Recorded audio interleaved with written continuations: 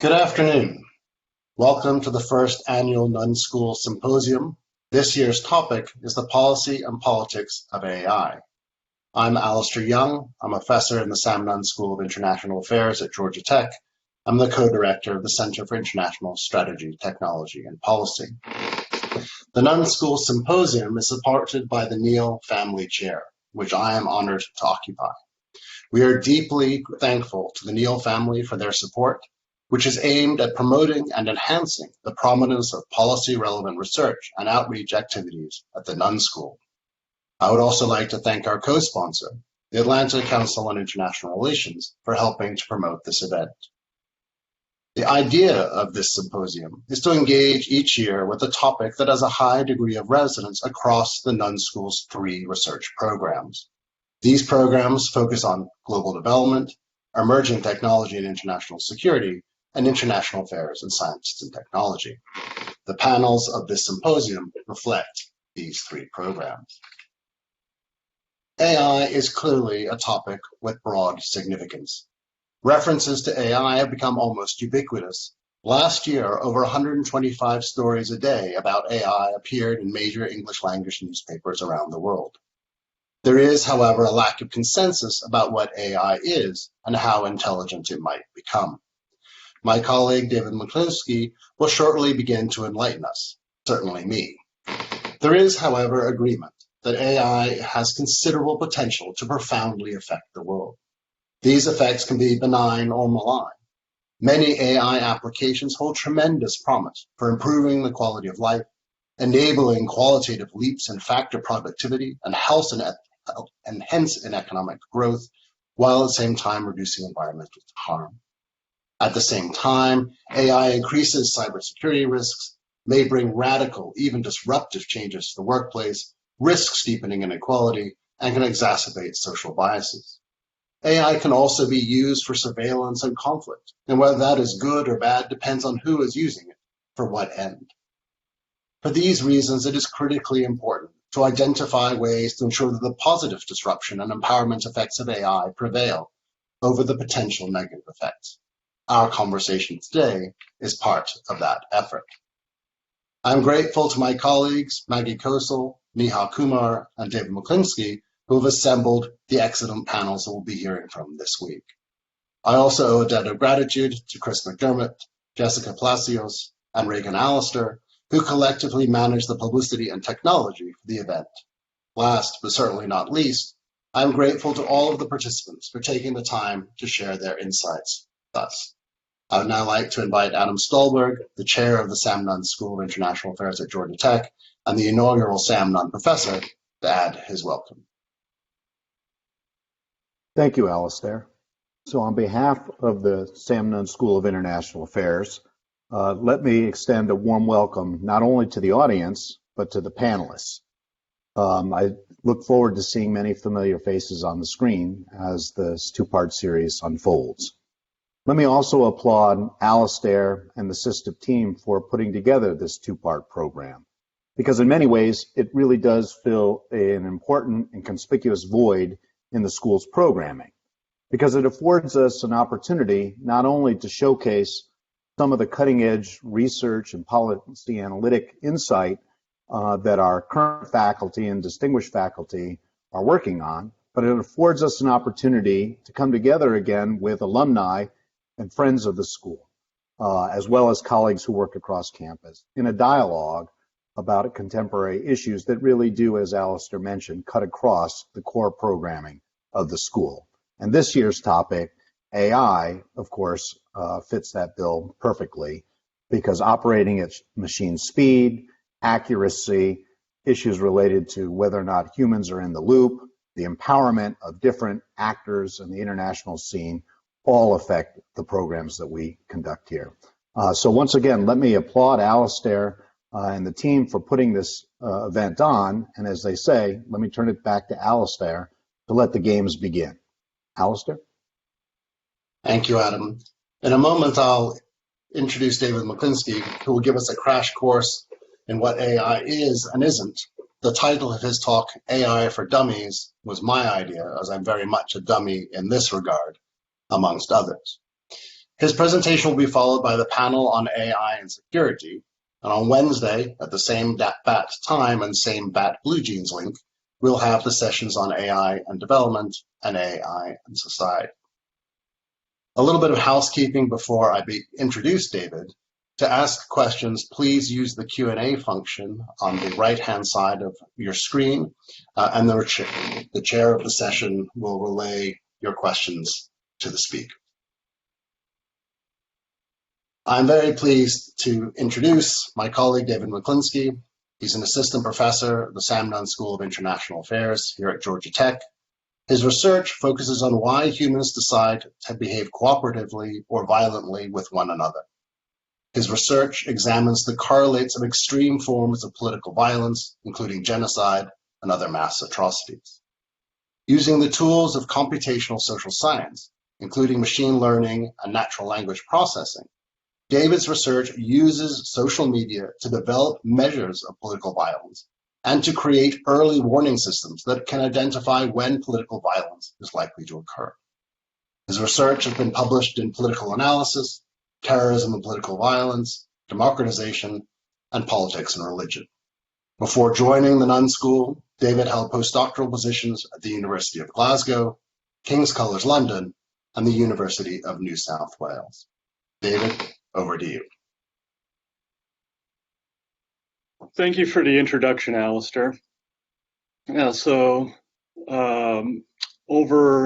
the next 15 minutes or so, I hope to provide sort of a crash course in sort of the basics of what is referred to as AI by some, machine learning by others. I'll briefly sort of discuss, I think there's the distinction between these two things, provide sort of an overview of what artificial intelligence or machine learning is and what it is not. Discuss some of the basics of machine learning, what it is at its most fundamental level, what it's used for, and its various applications. And then, without stepping on any toes for the presentations later today and then Wednesday, want to discuss some, just very briefly, sort of the uses and possible abuses of AI as they're currently used in the modern world, and perhaps give some glimpses into future uses as well. But when we think of AI, as Alistair mentioned, there's sort of a lot of misconceptions surround the use and development of this kind of technology. And let me also say that this is not really sort of a new technology either.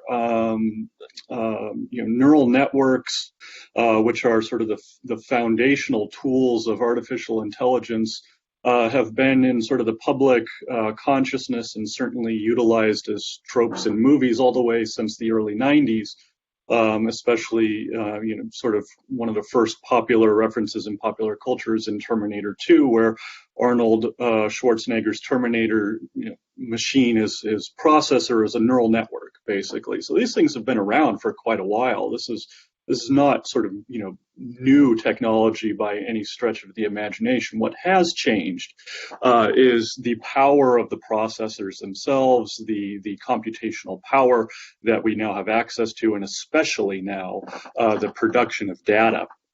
Not just data sort of in the normal sense that we think of as sort of, gathered and collected in surveys and these sorts of things, but is also produced by humans themselves through wearable technologies like Fitbit, or produced by humans on social media, for instance. And these are, terabytes of data per day, if not hundreds of thousands of terabytes of data per day. And now we have the ability to analyze this data, and it's analyzed by artificial intelligence primarily, just because of its size and speed. But AI is often sort of seen sort of as this kind of silver bullet or a magical process by which technology is sort of able to come to the right answer on things of fundamental importance, or is, you know, sort of able to know sort of everything about us. And in some ways, this is true. Say, for instance, you know, advertising on social media platforms or things like Amazon. You know, the reason why their recommendation services are so good for the things that we want to buy and the things that we have some interest in is due to very sophisticated artificial intelligence platforms. But at the most basic level, artificial intelligence is just a branch of machine learning, which I'll explain in the next slide. And AI, we separate it from other forms of machine learning through the utilization of a particular type of model for analyzing data. And these models are generally very complex, or what you might refer to as deep neural networks, to recognize patterns in data. So if we're talking about artificial intelligence, we're primarily talking about these very sophisticated, very complex deep neural networks, which are one part of the methodology of machine learning, but by no means its entirety.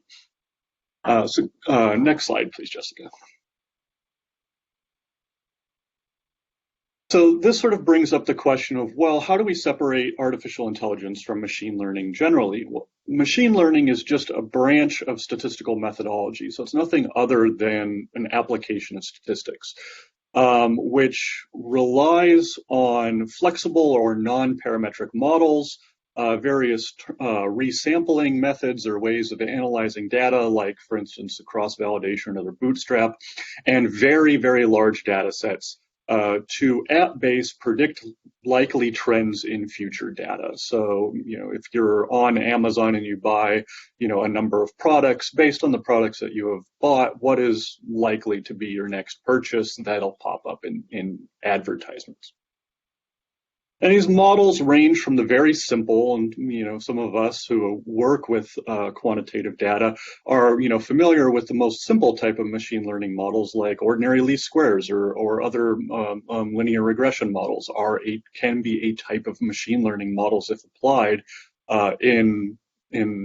through these kinds of, methods of cross-validation or bootstrap, to very complex methods like support vector machines or decision and regression trees. But according to Leo Breiman, who was sort of one of the kind of pioneers in the field of statistics, and one of the early advocates of the utilizations of this type of technology, the goal of machine learning is to predict future trends in data, rather than to engage in what most quantitative scientists understand to be the primary purpose of quantitative methodology, which is causal modeling, or figuring out the causal effect of one variable on another. When we're using machine learning models, our goal is instead of estimating these causal effects is to just simply predict what the next likely thing is going to be. Next slide, please. So some of these common misperceptions of AI are sort of given by this, kind of graphic there on the right side of the slide. But some of these misperceptions are sort of very common, right? That AI, no matter what, is going to be the superior application for your particular task. And this is not necessarily true. If you have data that are well represented by linear trends, and you have survey data, these sorts of things where you know generally sort of what's going on with the data generating process, we can use very simple models to figure out patterns, and there's no need for these sort of more complex models. Another misperception is that AI always gives you the right answer. Well, that's going to depend on the data that you have at your disposal. And if your data are wrong, then there's no way that any sort of model, even the most sophisticated deep network, is going to give you the right answer. And one that I'm especially fond of, and that other people who work with quantitative analysis and have done sort of outside consulting projects might be familiar with, is, oh, well, you do, X with AI, you must be able to help me with my project. And I remember very clearly when I was living in London as a postdoc, I was approached by the CEO of a firm that wanted to rent out airplanes to other governments around the world, and often rented out these aircrafts to governments in conflict zones. And he wanted to know, well, if I lend out one of these aircraft to a particular government, say someplace where there's an ongoing conflict, what's the probability that this aircraft is going to get shot down and I'm going to lose my money? And of course, the first question I asked him was, well, do you have any data on this? How many airplanes have you lost in these conflict zones? And he says, oh, well, we've never lost an airplane before. And I kind of laughed. I said, well, you continue to lose 0 planes into the future. You don't need a model. You don't need me to tell you that you're never going to lose more planes if you've never lost any. And this are just sort of, it's a funny question of just about variation in the dependent variable, right? If there's nothing to be learned there, there's nothing for AI to learn and machine learning to learn. So it's not a question of developing the Terminator or just doing fancy analyses. Really, more often than not, for those of us who work with these programs, it's simply yelling at R or Python, why don't you work? Why aren't you doing what I want you to do most of the time? And it's actually sort of a very boring process. But next slide, Jessica. And of course, where did they go? Yes, thank you. But of course, the common misperception is, well, we need to be careful with this stuff because it's just going to sort of take over the world. Well, this graphic just sort of, gives you the sort of idea that these things are not any smarter than the humans who create them most of the time. Sometimes they can be vastly smarter than the humans who create them by Watson winning Jeopardy, or the most sophisticated of these algorithms that can beat chess grandmasters and these sorts of things. But more often than not, these things are just are riddled with error. And they're riddled with error because our data itself is riddled with error. And so, even simple tasks like predicting a cat in an image, these things will get wrong, a great deal of the time. And so I'll talk about this more in depth in a few minutes. But next slide, Jessica. So AI is very, very, very good at doing things that humans are very, very, very bad at. Like, say, for instance, quickly scanning this set of hundreds of documents and summarizing them in order of importance given some keywords. This is essentially what Google does when ranking web pages. Humans are horrible at that, but artificial intelligence excels.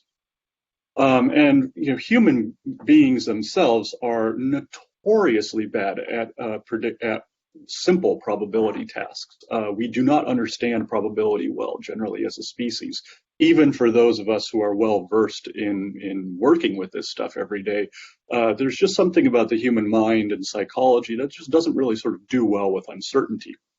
But here, again, AI excels. And really, given any sort of complex problem with a large possible set of outcomes, or a problem that relies on very, very, very large amounts of data, like, say, for instance, answering trivia questions or scanning the entire probability space of moves in chess or Go, this is where AI excels. And though humans can be very good in these domains, we have not, solved these games in, any sort of way. But, checkers and even limit hold'em poker have been solved now by artificial intelligence programs, which means that these programs will be better every single time than even sort of the best humans that goes up against it. So this is what AI is good at. But next slide, Jessica. AI is not good at what we would consider to be sort of the most basic functions of human activities. Understanding emotion, especially sarcasm or irony. Human beings pick up on this right away, which machines just simply do not. Machines cannot generate complex linguistic output like literature or coherent stories. If you've ever seen sort of the meme of, I forced an AI to watch 1,000 episodes of Diners, Drive-Ins, and Dives or whatever, and it comes out with a script. This is something that machines do not do well, although humans excel at this sort of thing. And fundamentally, AI does not recognize novel situations or things it has not seen before, where human beings are very good at generalizing from past things that they've seen or understood to things that they haven't seen yet. This is not something that machine learning does very well. If you train an algorithm to recognize one set of language or discourse or something, and then tell it to try and use that discourse to predict something completely different, it will fail. And although human beings are very good at generalizing from unlike outcomes. So this is not something that machines currently excel at. And so deep learning will not lead in any sort of way, I don't think, to artificial intelligence that can generalize from things it has not seen before. Fundamentally, these things are still reliant on us to provide them the proper data for them to train on in order to recognize these sorts of patterns. And so artificial intelligence is not the Terminator, right? It is not Arnold Schwarzenegger in Terminator or Terminator 2. It cannot reason on its own as of yet. It is fundamentally reliant on us to reason for it. Go ahead, Jessica. Next slide, please. And so the basics of machine learning are pretty much as follows. And this is just simply, a short discussion on the statistical foundations of machine learning. Go ahead. So given some sort of set of data, we want to estimate what statisticians call the data generating process, or the process by which nature has basically sort of ordered our data. And most social scientists are familiar with this kind of approach, which is used most often in what we term regression modeling.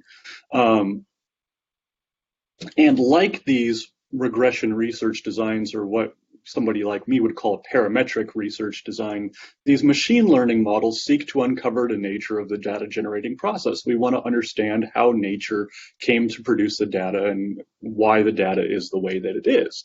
But unlike these regression models, which can be quite strict in the assumptions that they make about the data, machine learning is much more flexible. It makes fewer assumptions about what this data generating process is likely to be. Next slide, please.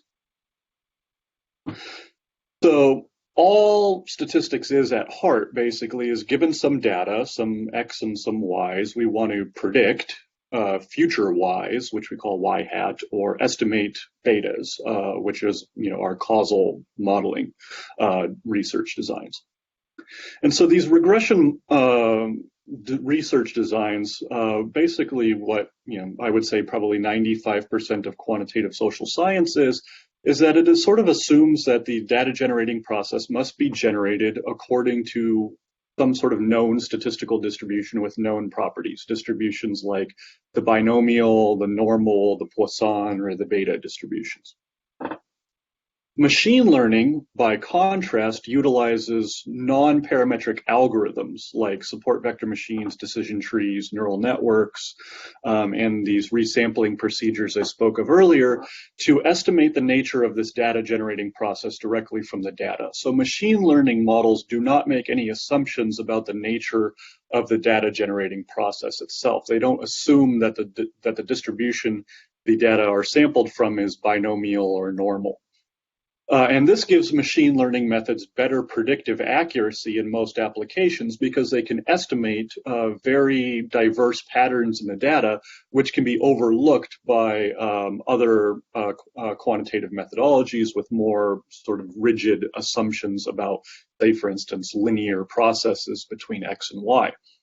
But this also leads to sort of the infamous black box problem of these machine learning models. We just simply really don't understand mathematically for most of these models, like trees or especially deep neural networks, what is going on mathematically inside the computer when it is computing these kinds of correlations and outputs.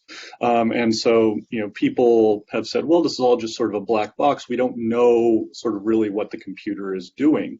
Although the computer, whatever it is doing, is tending to do it very well because we're getting very accurate predictions. We don't know sort of really the process by which these predictions are generated. And, for policy type applications, that's kind of a hindrance, right? Like if we want to be able to know, so for healthcare reasons or for reasons of preventing conflict or for reasons of mobilization of voters or these sorts of things, all kind of things that we're concerned about as social scientists, why we're getting the outcome that we're getting. And machine learning models, because they're often sort of these black boxes, don't really give us much insight into the why, but they do give us insight into the what, or perhaps the how. Next slide, please, Jessica. So in these next two slides here, again, I'm not going to step on anybody's toes who are going to be presenting over the next 2 days of the symposium, but I do want to touch briefly on sort of the uses and perhaps potential abuses of AI. Next slide, please. And fundamentally, AI gives us some really cool benefits. And the most fundamental of these is that prediction is useful, right? This is a useful technology. It's not just limited to shopping and, getting, advertisements for products that we want and making our life easier, shopping during the, during the pandemic, for instance, and, buying groceries and, getting those types of, those recommendations. But fundamentally, for predicting conflict, if we understand where conflict is going to occur in the world, can we craft better policy options that would potentially allow us to alleviate these causes of those types of conflict 5 years, 10 years, 15 years before those conflicts are likely to start? Do we have the hubris to do that? Do we have the knowledge to do that? Do we have the political capital and the wherewithal and the money to do that? And those questions can all stem from this kind of prediction. And fundamentally, because these things, this type of technology often gives novel insights that humans may have missed, we can understand a little bit more about our world from some of these novel insights that perhaps some of our speakers will be talking about over the next couple days. Next slide, please. But that's not to say that there can also be potential abuses of AI. Next slide. And really, fundamentally, it comes down to, I think, this, and perhaps some of our speakers will be talking about this over the next couple days. But fundamentally, AI is, and I put created by in parentheses, but AI is human. And it's kind of the old joke of, well, Soylent Green is people, right? AI is humans at the end of the day. AI does not escape human intelligence. It can go beyond it in some ways, but it is fundamentally not going to sort of surpass us in most applications, at least not in the immediate future. Remember, it does not do fundamentally human things very well. It doesn't pass the Turing test, for one. And so, but it does also not absolve human beings of their inherent biases, right? We are the ones who are generating the data that these models are trained on. We are the ones who are feeding these things their data. And as the data is created by humans, this is something I tell my students here all the time, is that these things are likely to reify, make worse, or exacerbate potentially the inherent human biases, racism, sexism, all these kinds of problems that we as human beings deal with at the societal level on a day-to-day basis. AI is not going to suddenly wipe away. It is not a neutral arbiter of anything in the human world. It is as fully human as we are, and if we are going to understand AI and the biases that it brings to the table, we fundamentally need to understand human beings better. And I think, as we're currently seeing, and as we've seen over the first 2 months of this year, we do not understand human beings very well.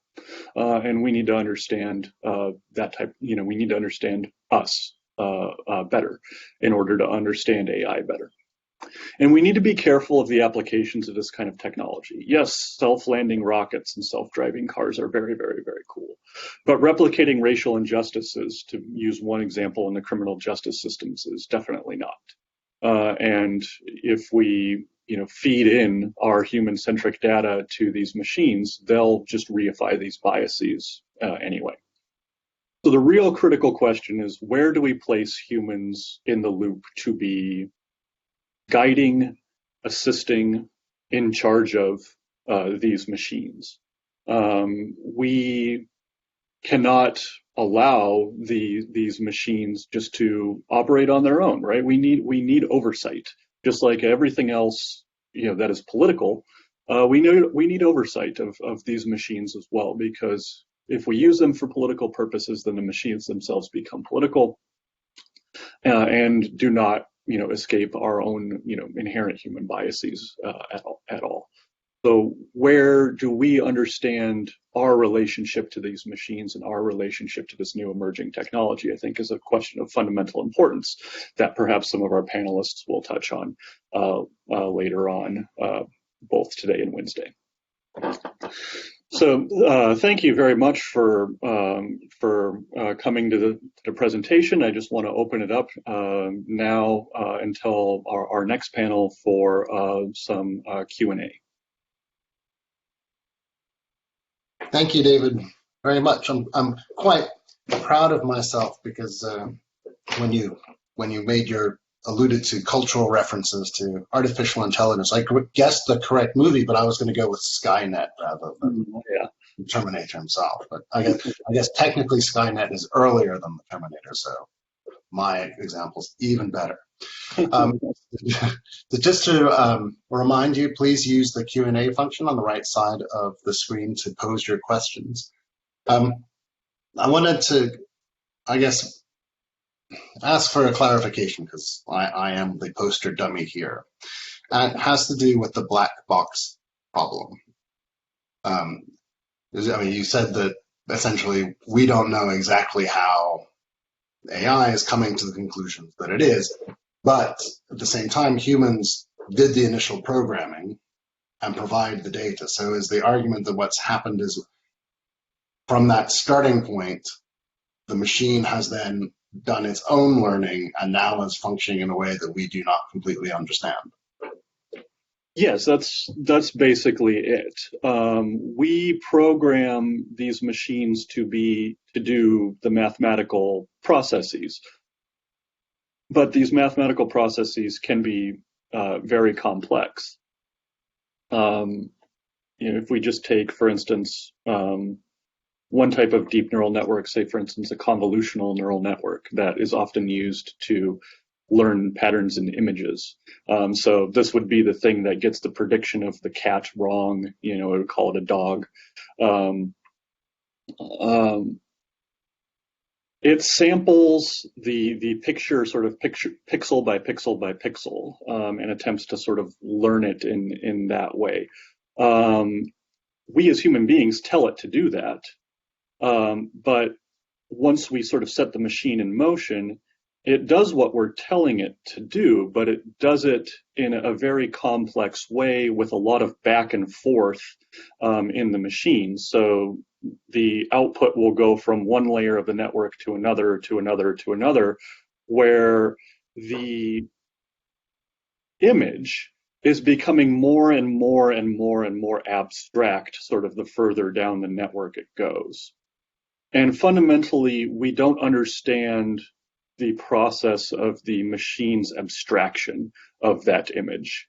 We understand that it is abstracting something from the image and trying to understand what the image is based on those abstractions, but we don't understand the process by which that abstraction is made, or the mathematical process by which we go from the abstraction to another representation of a cat. Right? We don't understand how we go from the machine saying this blob of pixels is a cat. We don't necessarily understand that too well. And I think that's sort of the leading edge of work kind of in this field that's, involving mathematicians, statisticians, and computer scientists, sort of, kind of the best minds that are working on this at the moment. Well, there's a question that goes directly to this, which is sort of like, can't we get the computer to tell us how it came to the conclusion rather than just what it concluded? Yes, it's a good question. And so fundamental for some applications, very simple algorithms. Say, for instance, we take what's called a lasso, which is a form of a penalized regression model. We can ask the computer to provide its reasoning for that model in terms of kind of standard statistical coefficients. So we can retrieve betas and in some cases p-values. And so we can understand that process. But as the algorithms get more complex, the machine's decision making becomes more complex. And at the limit where we're utilizing these very advanced neural networks that are fundamentally meant to replicate the patterns of thought in the human brain, that would be basically like, asking, that would be sort of like asking somebody who's in charge of, sort of brain imaging or CAT scans or something, saying, okay, given that this person's brain is firing in this particular way and these regions of the brain are lighting up, tell me what this person is thinking. The doctor would say, I have no idea what this person is thinking. All I can tell you is that this area of the brain is being activated. It's the same for a computer. The computer is not going to output to us its reasoning process because it can't reason. And even if we were to say, give me the process by which you arrived at this answer, there's no guarantee that we as human beings would be able to understand it mathematically, because we're just not there yet. I think we'll be there someday, but just at the moment, we're not there. All right, thank you. So we've got questions coming in. So there's kind of playing off this. There's one from Brian Bow Grant IV, who asks, why is it required that an instance of self-aware AI be an approximation of human intelligence for AI to qualify as intelligent, autonomous, and self-aware entity? So isn't there another form of intelligence comparator other than human intelligence? Well, I think this is sort of a question of definition. And I think it's kind of just been accepted. And I don't necessarily know where this came from, if it came from, kind of popular culture and science fiction and, kind of infiltrated our definition that way. But I think kind of when we think of AI, we think of something that is, at the most advanced level, sort of a self-aware machine. And so why do we define it that way? I don't really know. I think maybe historical processes, just in path dependence, have kind of led us to that kind of definition. But is there another way to define machine intelligence? Yes, absolutely. Does the machine make accurate predictions? And if it makes accurate predictions about something that we're interested in, then we can say that it has some kind of intelligence. It's certainly not self-aware. It's not going to sort of be fully, intelligent and autonomous of us. But to the extent that it gives us the right answer about things that we're interested in, we can say that it has some intelligence. And if that's a definition of intelligence, maybe that's completely fine. Okay. So Manuel Giofsky, I hope I got that correct, talks about, you mentioned that it's important to include humans in the loop, and there's sort of a question about what are the recommendations for how you put humans in the loop, and that kind of plays off something I was thinking about. So early in the talk, you talked about the AI making mistakes because the data had mistakes in it, or there were errors in the mistakes. And subsequently you drew a distinction where the AI has the human biases. So this one is like there's a reasoning piece, and then there's a data piece. But you only call the data piece errors, right? Whereas the other is I guess bias. So I don't know if that's an important distinction, or but anyway, the central question is like how do we keep humans in the loop? Yeah. So I think in terms of sort of this distinction between error and bias, here, I talk about, bias sort of in the statistical sense, that the model is going to be sort of biased because the data themselves are themselves biased in a particular way, but that, these data, and these data can be biased in any sorts of ways. They could just be erroneous. They could be faked. So, they could be purposely mischaracterized as an attack on some of these networks that we rely on by hostile foreign actors to mistrain these models and cause them to take wrong actions in certain situations. That's, a worry. But really where humans are going to be in the loop is going to be dependent on the application and what kind of, what do we want to use these things for?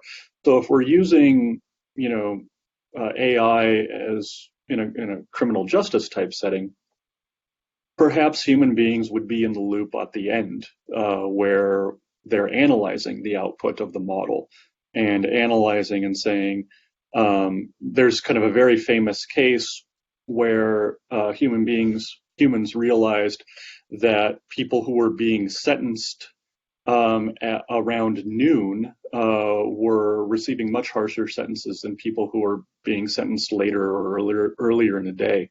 And it was determined that it was because it was almost lunchtime and judges were hungry. And so they wanted to just get out of the courtroom and go have lunch. And so they would impose harsher penalties because they were hangry than after they had eaten. And so this is an instance of, where we could be made aware of these things by humans being in the loop at the end of the process. Other times we want humans to be in the loop at the beginning of the process to kind of filter out this erroneous data. Or, if we're worried about adversarial hacking and attacks on some of these systems, we need humans in the loop, at all points, at the beginning, middle, end of all of this in order to understand everything of sort of about what's going on. So it's not really, a one size fits all kind of policy. It's just dependent on the application that you're using this thing for. Then you need to design something, a role for humans that would be best suited for that kind of application. And, only you, are really going to understand where that is. And this seems to be a popular theme because there's Mike Weldler asked for a comment on a recent news that IBM has just said is divesting its Watson AI for healthcare, which has been losing money. And apparently the reason is that physicians are hesitant to use AI. So, and do you have any comments on that decision?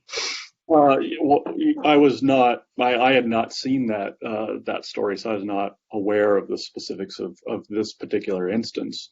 But it does go to sort of another possible human bias, and that's just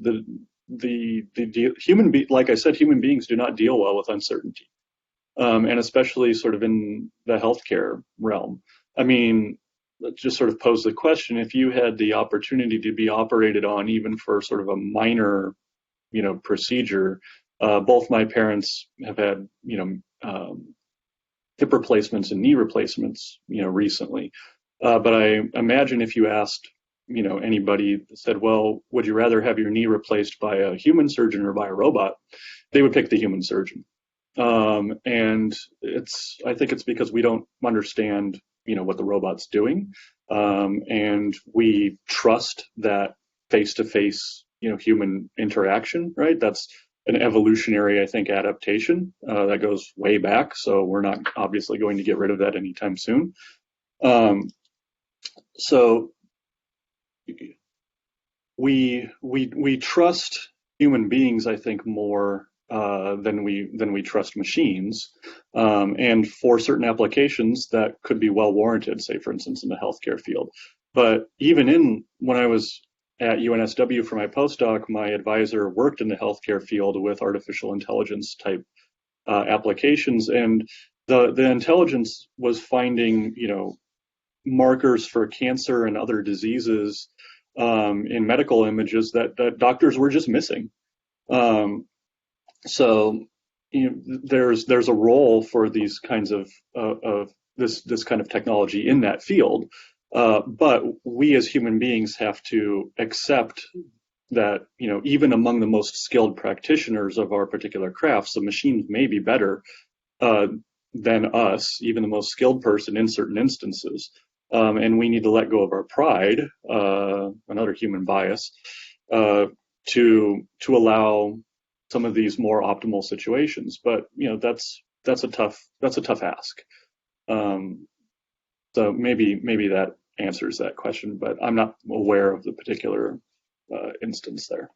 All right. So we have another question from Brian Beaugrant IV.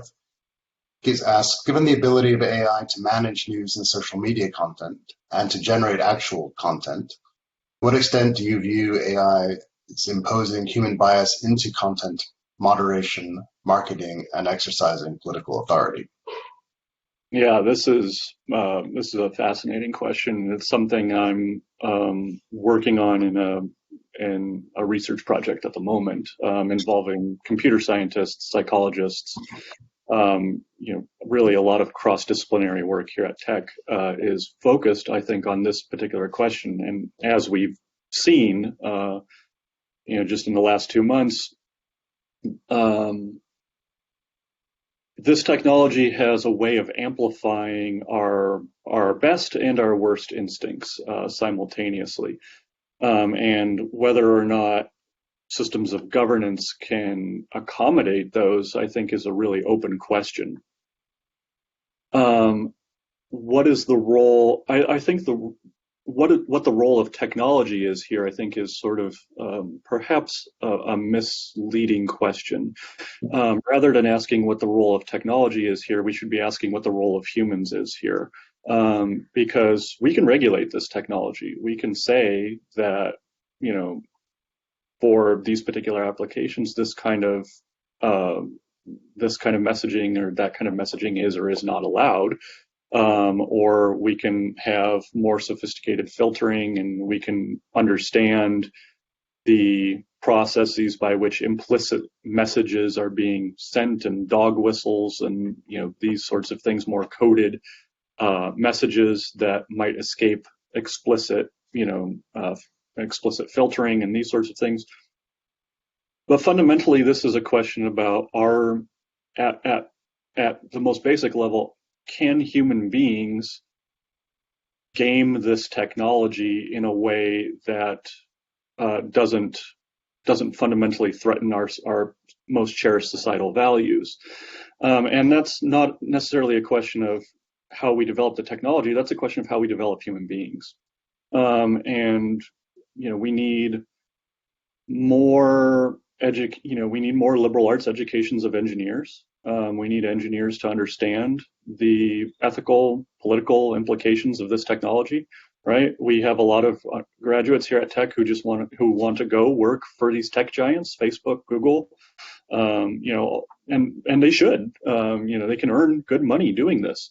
But where something like the Ivan Allen College is well situated in a place like Tech is to say, wait a minute, right? Like you understand the engineering of this kind of thing, but we can't engineer our way to a better society, right? We need to have civic virtue.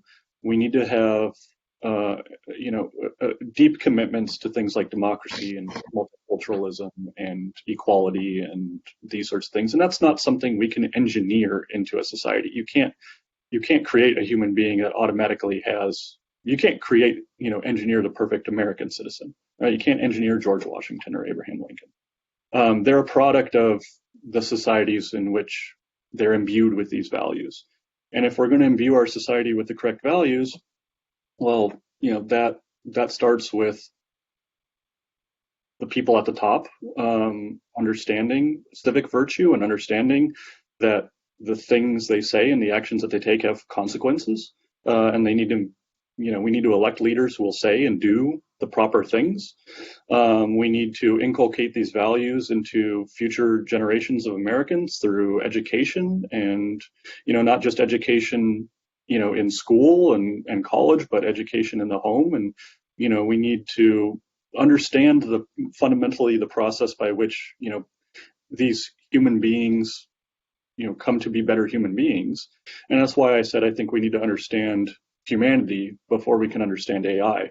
So understanding this isn't a question of technology, it's a question of how do human beings misuse technology for their own ends, and can we regulate that one way or the other. I think that's the big question, and I think only the future will be able to answer that.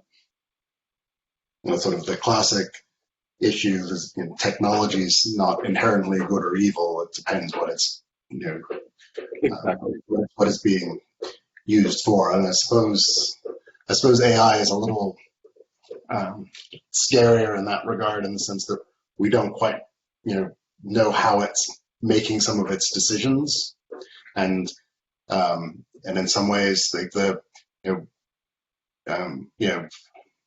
has the capacity to amplify biases in ways that other things like a car doesn't do. So, exactly.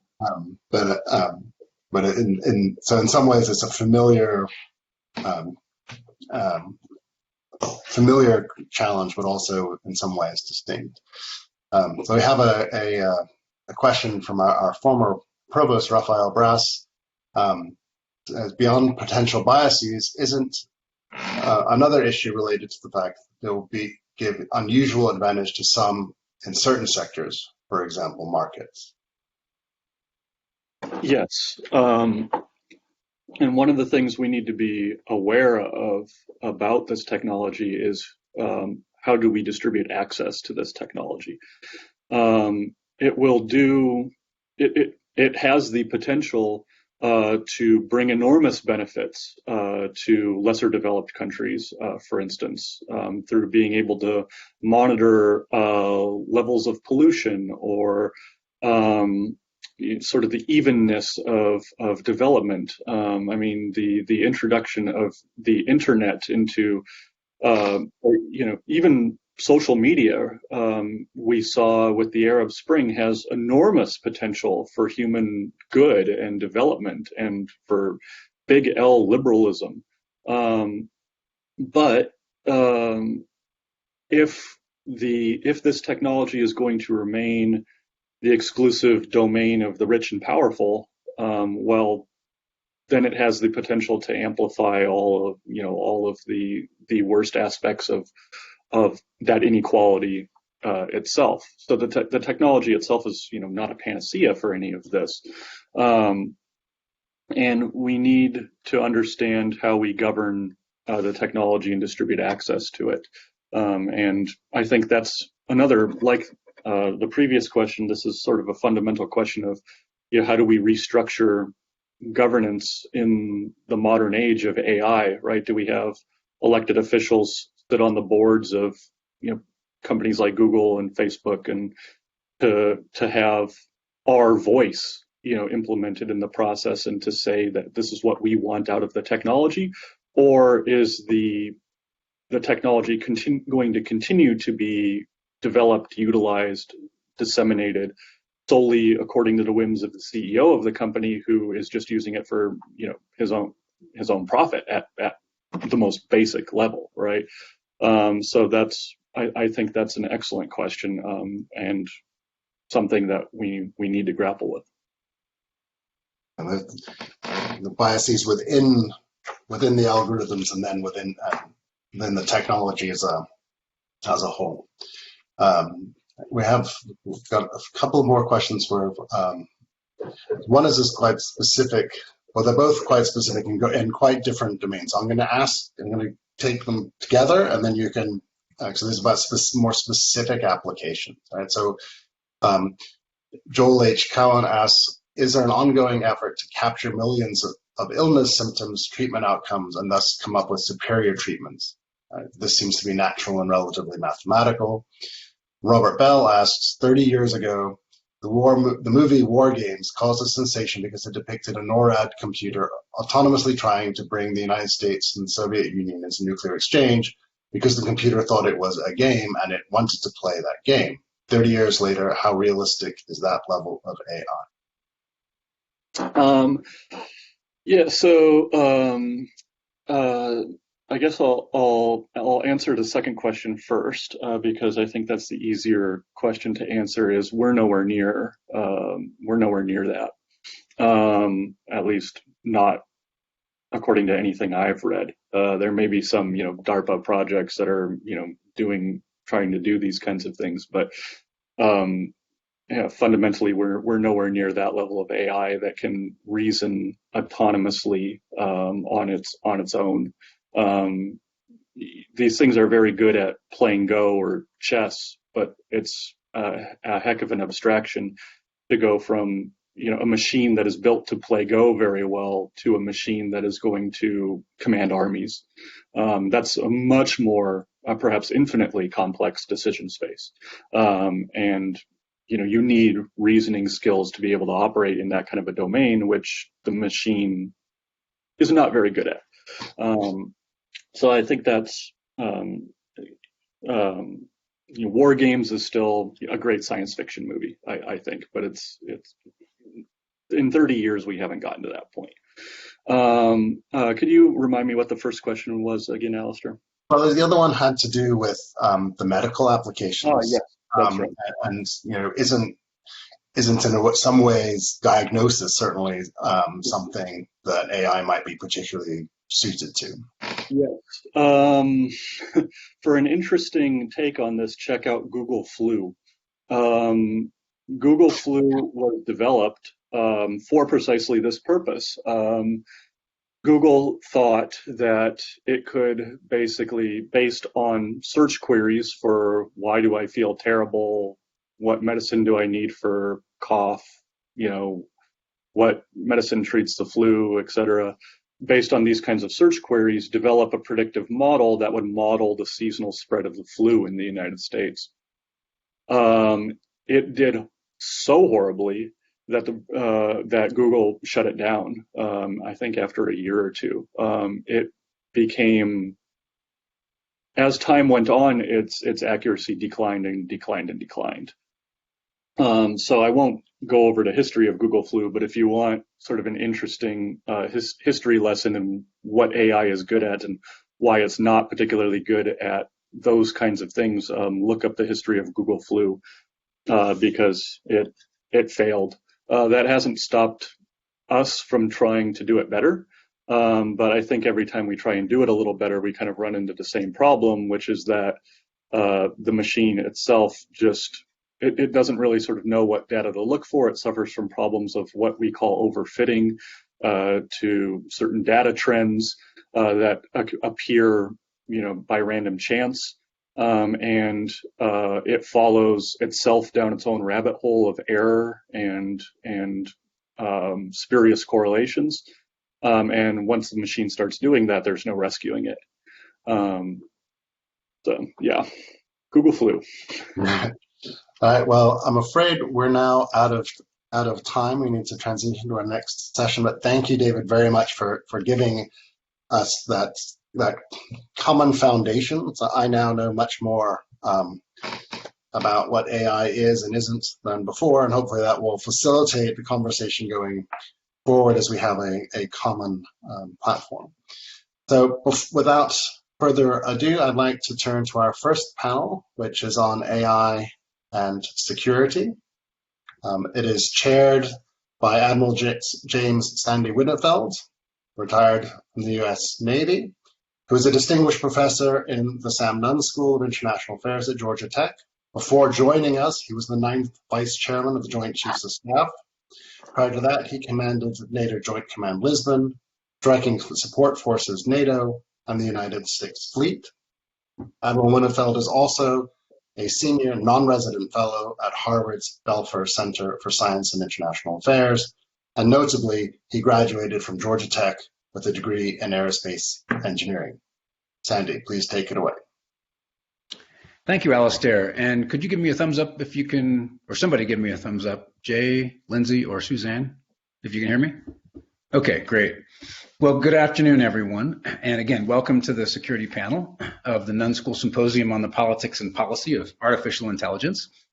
There's a broad spectrum of expertise and interest among our audience for this portion of the symposium, as we saw in the last one. And we've already had the opportunity to listen to Dr. David Mclinski's excellent description of AI for Dummies. I enjoyed it. So there should be at least a good baseline for what we're talking about in this session. I would say if you want to know more, there are some really good books on this topic out there. One of my favorites to understand the technical side of machine learning is called Artificial Intelligence by Melanie Mitchell. There's another book called Prediction Machines by 3 authors, which is good. And another great book on the politics and economics of AI is AI Superpowers by Kai-Fu Lee, if you're interested in learning more. From my own point of view, and not to oversimplify it, artificial intelligence has 2 broad categories. The first is expert systems, in which a programmer builds a very sophisticated set of instructions for a computer, in many cases to perform a specific task, that has some aspects of the logic that might approach, but hasn't yet come close to human intelligence. The second, which was principally the topic of our last session, is machine learning, in which neural networks are essentially used to recognize patterns and make predictions in a way that may or may not replicate to some degree how humans do it in the recesses of our minds.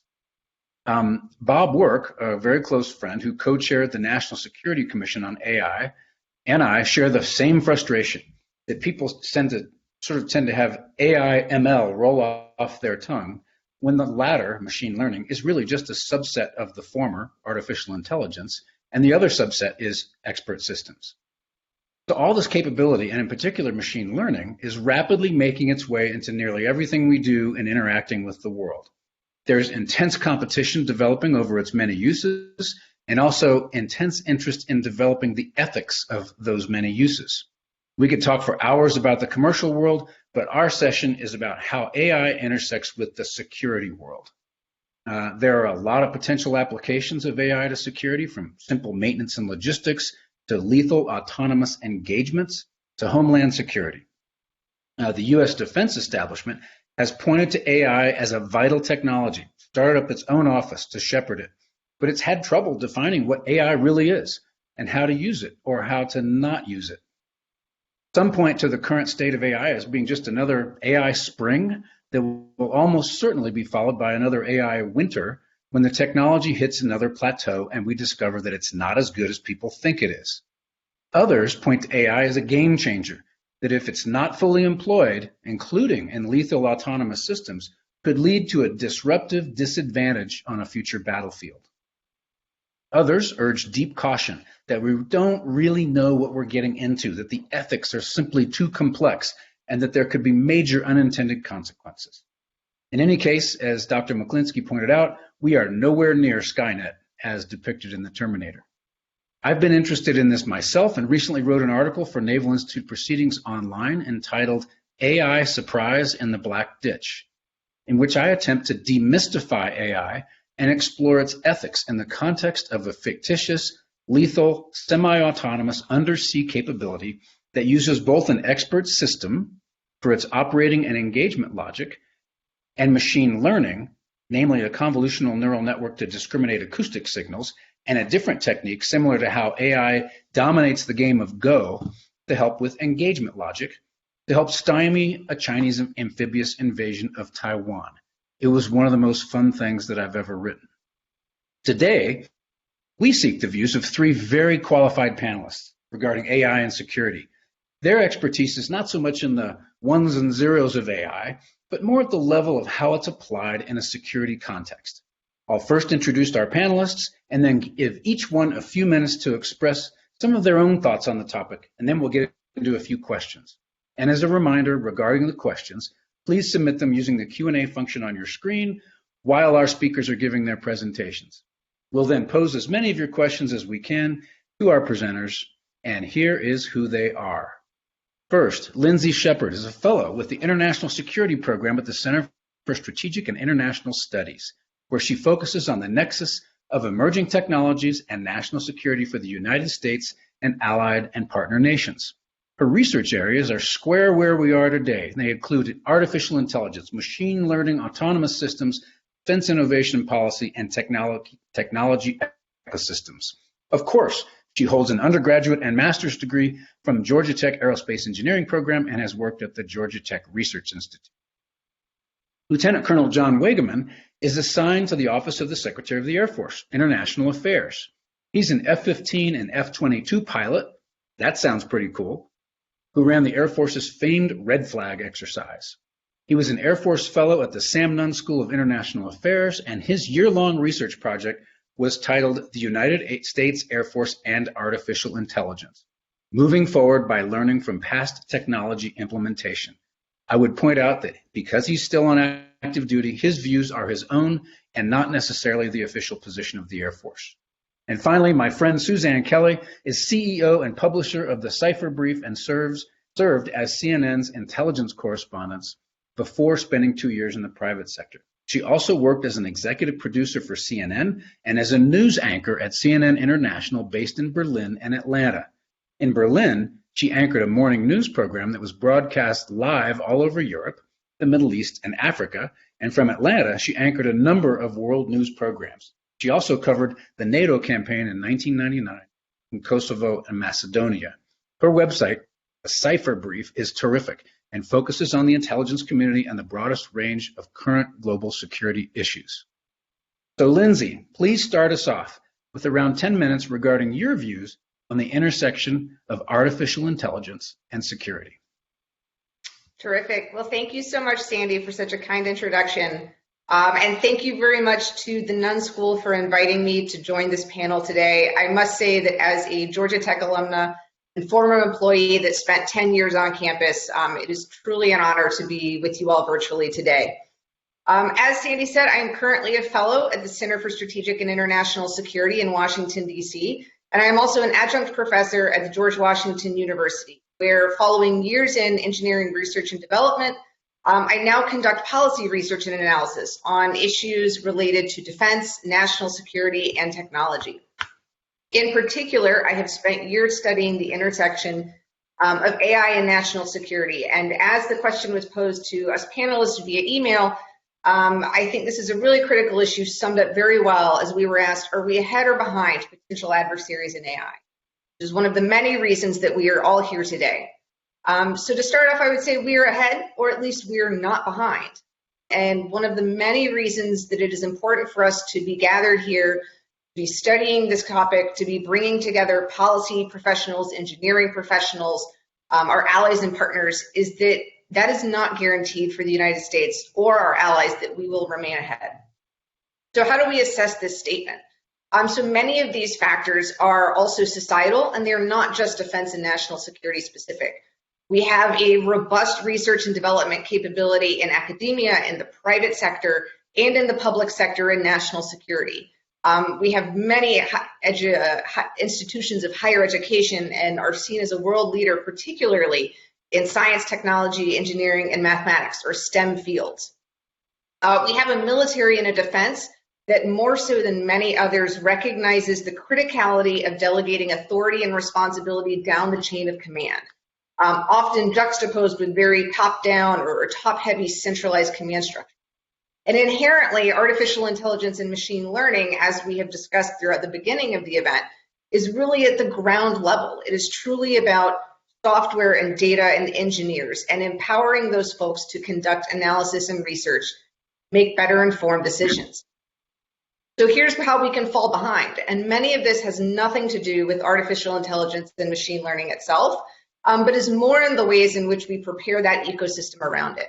As we know, we have, a vast amount of engineering development and research and development to push the leading edge of machine learning. but how do we take AI and machine learning as it is today and bring it into our national security enterprises, our uses and our applications, our intelligence community? And we continue to struggle with this. We're struggling with modernization of our defense enterprise as we kind of grapple with resolving what does that mean for legacy systems. As many of us are familiar with and know intimately, the U.S. has been at war for 20 years, and many things have been sacrificed for readiness.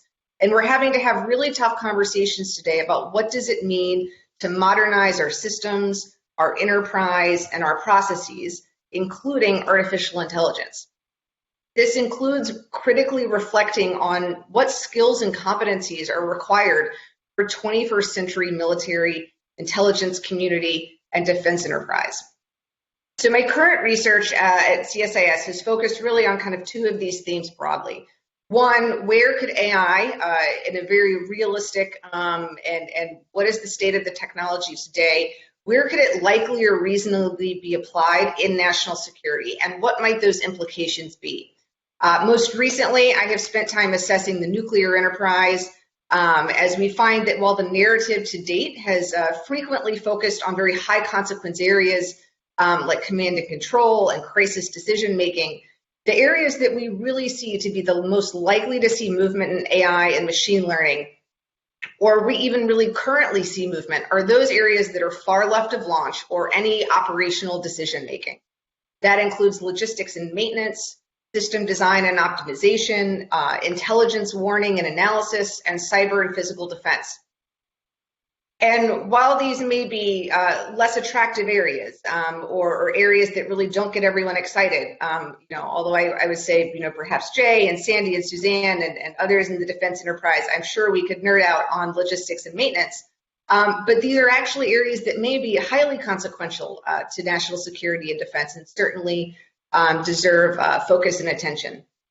And then two, I spend time focusing on and researching on the current state of STEM talent in the Department of Defense, and by extension, that broader national security community, and what changes need to be made moving forward. Army Talent Management has really summed this up well by saying, we've taken the very best industrial age practices and are really struggling to adapt them into the information age or the digital age. As my colleagues and I wrote in a recent piece, the Department of Defense largely sees itself as an organization that uses technology, but not inherently a technical organization. And in the 21st century, in a digital era, that absolutely has to change, and AI is a central piece of that conversation. And so with that, I will turn it back over to Sandy. I look forward to hearing the remarks from Jay and Suzanne, and then I look forward to our discussion and questions and answers. Thank you, Lindsay. Very much appreciate that. John, you've looked into artificial intelligence vis-a-vis how the Air Force has implemented new technologies in the past. What did you learn, and how do you see the Air Force using artificial intelligence going forward? Yes, sir. So first off, I just want to echo Lindsay and say thank you. It's just an honor to be invited back. My time at Georgia Tech last year was outstanding, and to be here, I really appreciate it. So to Dr. Kozel for working with the fellows, and Admiral Winnefeld, thank you for hosting. Lindsay's comments were awesome and dovetailed so closely into kind of what I have looked into. So as you said, sir, the research paper that I did last year, I tried to look at how we have implemented technology in the past, specifically in the Air Force. And I tried to find some comparisons to those things in how we either are or can implement AI as we move forward. The three areas that I specifically looked at were how we developed and implemented radar, stealth technology, and then COTS, commercial off-the-shelf software technology as kind of the advent of computers moving forward. It was a fascinating research project for me, as I kind of, several of those are right up my alley in the stealth technology and radar, and I thought I kind of had a firm grasp, and I actually learned a lot in doing it.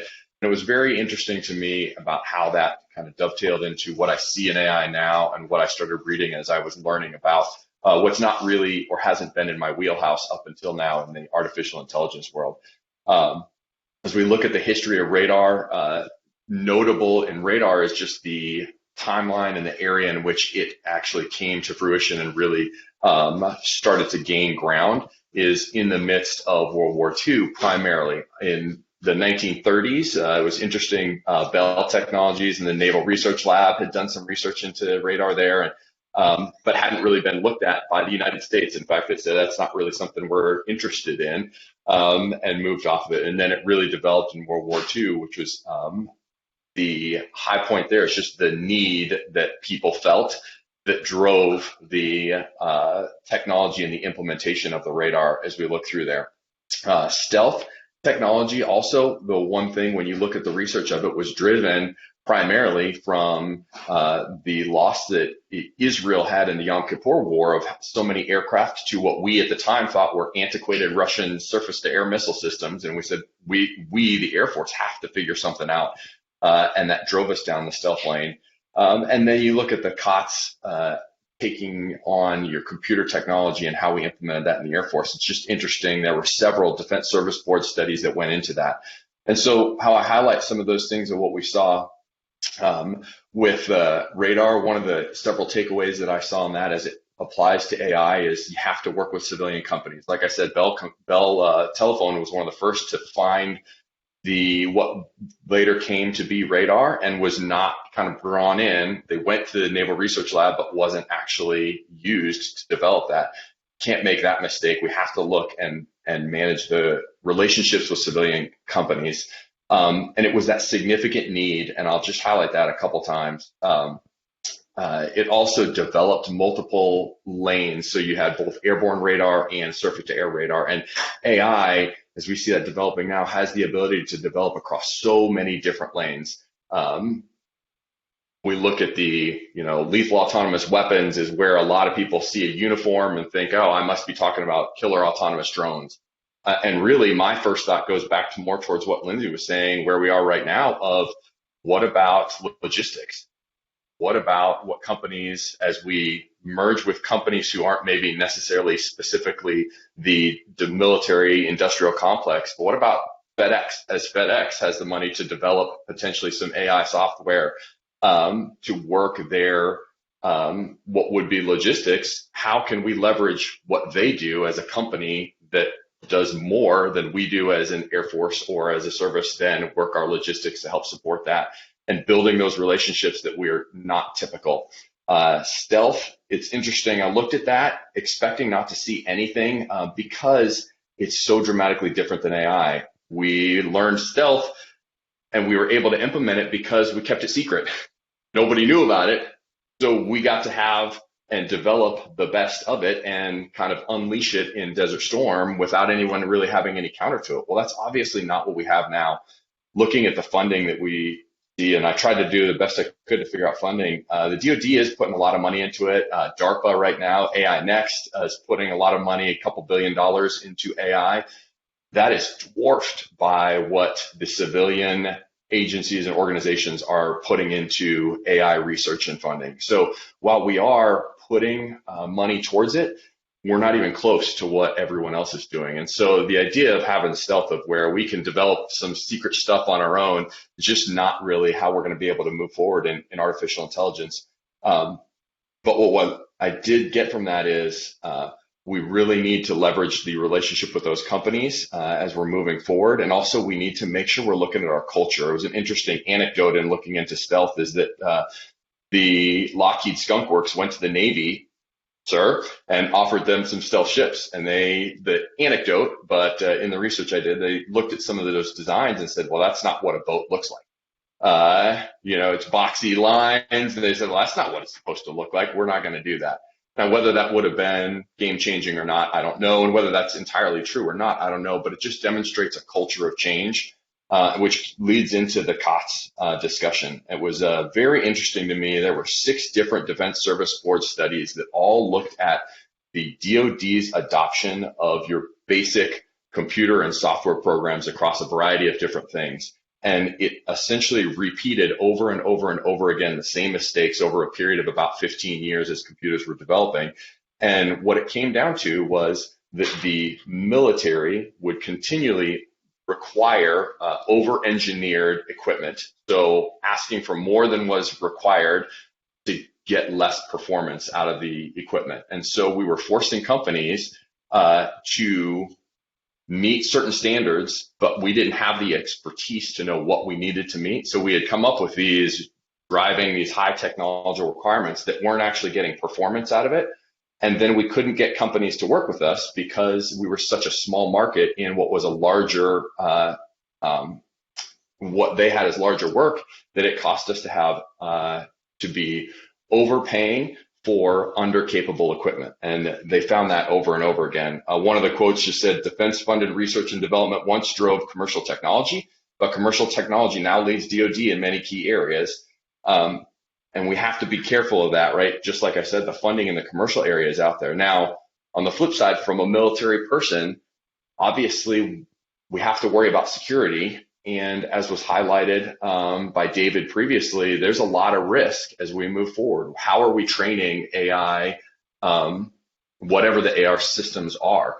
Well, we have to be careful of that because there can be inherent bias in there. They can be spoofed. We don't even know some of the ways that they can be defeated or influenced right now. So we do have to be very careful about just taking things off the shelf.